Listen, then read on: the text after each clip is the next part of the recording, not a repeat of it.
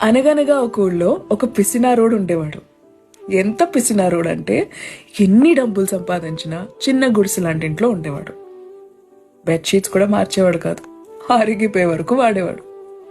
ఉద్యోగానికి కూడా నలిగిపోయిన బట్టలు వేసుకుని వెళ్ళేవాడు, ఇస్త్రీకి డబ్బులు మిగిల్చాలని. వయసుకు వచ్చినా పెళ్లి చేసుకోలేదు, ఎందుకంటే పెళ్ళం వస్తే మళ్ళీ ఖర్చులైపోతాయి, పిల్లలు పుడితే ఇంకా ఖర్చులైపోతాయని.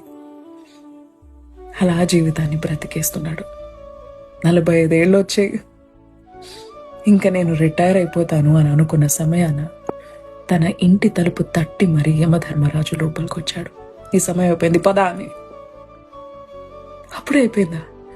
ఇప్పటివరకు నేను ₹1,00,00,000 సంపాదించాను, ఈ డబ్బులు తీసుకుని నాకు కొంచెం ఆయుష్ ఇస్తారా అని అడిగాడు.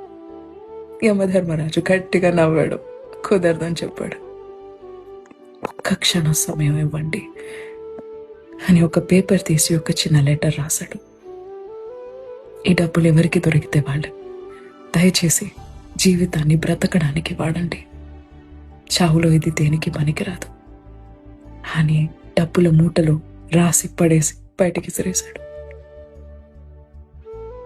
జీవితాన్ని బ్రతకండి, దాచుకోకండి. Nothing is forever. చిన్న కథ నచ్చిందా?